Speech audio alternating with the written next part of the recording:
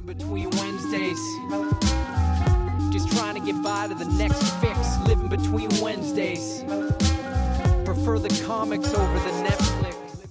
What's up, folks? I'm your host Konrad on Wednesday Night Reviews, and from superheroes to average Joes, here's what I read this week. I checked out Siegetown by Ben Ruffett, Andrey Portilla, and Christian Ramirez. And this book is absolutely wild. So, I was sent this copy by Witching Hour Comics, who's a indie comics creator putting out some really interesting books. I'd never really come into contact with them before. They reached out and they sent me a copy, which I thought, why not? I'll always check out indie books. And you know what? This creative team had a lot of fun. So the story behind Siegetown is that two Americans in 1953 are going through the southeast of Anapa, Russia, and they're following some sort of map. I believe they're trying to get somewhere to help their friends. And they hit a blockade in the road. They have to turn around. The map doesn't show this.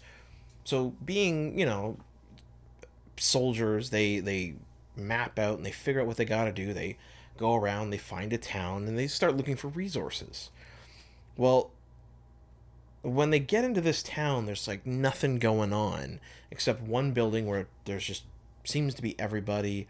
But they think, you know what, there's some sort of big event. We'll leave be. We'll just find an inn, crash for the night, and we'll get going. And that's what they do.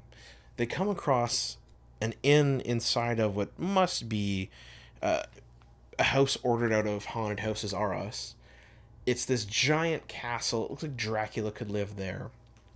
And when they go up and knock on the door, a little metal slide from one of the doors opens, and they're greeted by the most angry-looking man in glasses that I've ever seen. And he basically barks Russian at them. And what I loved is, in the actual page, you can see Russian writing.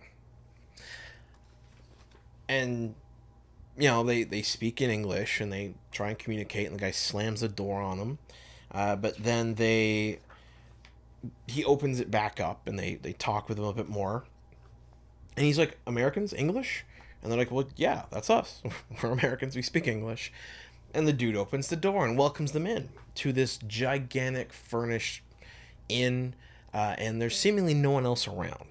And the gentleman that greets them is kind of this serial killer looking dude who he's just got these big glasses on, a white button-up shirt with a giant red apron on, and he's super formal, and he greets them, and he welcomes them in, and they start asking questions. And from there, their night turns into what I can only describe as like a Guy Ritchie flick. While I was reading this, and the action started unfolding, I immediately thought of the film Free Fire, which is just a demonstration of, everything that can go wrong will go wrong. And that is what happens to these two soldiers. And this is a self-contained story, Siegetown. It's short and sweet. It's right to the point. If you're looking for a shot of action in your life, this is it. The creative team honestly knocked this one out of the park. I found it highly enjoyable. The writing is really great. The actual dialogue and everything, A-okay. I enjoyed it. What I found even better than the dialogue, though, was the way in which all the characters acted. So a lot of this happens in Russian, and it's written in Russian. So if you speak Russian, awesome. I don't.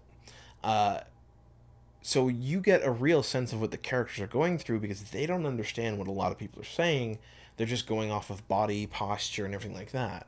So for the writing team to be able to put that together, to think logically enough to go, frame panels and stuff like that of how it needs to look, they smashed it out of the park. And better yet, the artist on the book, or the artists, I should say, illustrator and colorist, absolutely just killed it. That's a nice early page I could show you.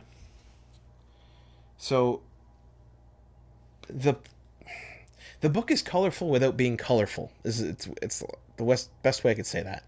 So basically, there's a lot of color, there's a lot of variety in the book itself when it comes to how everything looks, but all the color choices are really muted. So it feels, because of that, there's a sense of realism to it, but it also feels off. Like nothing is bright, nothing is nice looking. There's beige walls, there's these like aqua gray, colored bedroom walls and stuff. The sheets are like a weird creamy gray color. Even the clothes of the characters are not normal solid colors. Like the red of the apron, it's like a faded pinky red. The two Americans, their clothing even is a little more bold, but still faded, and it feels corrupted by what's going on. And every other character that they run into is equally colored. That and the gore in the book as well. There's a little bit of gore, so this is not for kids. As mentioned, violence. There's shooting, and there's killing, and there's fighting. Oh, no, can't show you that. Yeah, okay. Okay, I can show you that. The action is extremely well done. Between the choreography of it from the writer, the way that the artists have positioned everything, it really feels and flows. Like you can really feel the action in this comic, which is totally just swept me up in it. Like I said, it's not a very long one. I was easily able to sit down and read this whole thing in a quick afternoon. Probably took me 30-40 minutes, I would think. And honestly, it's an action movie. It's what I wanted from like a good action film. So again, this is being put out by Witching Hour Comics. The book itself is Siegetown. The writer is Ben Ruffett, artist Andrey Portilla, and Christian Ramirez on colors. Absolutely, folks, check out the links down below. If you're in for just a nice, rough action film, this is going to be the comic for you.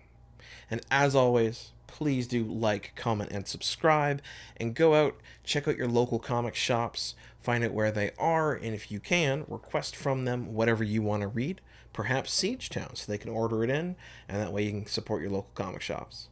Have a great rest of your day.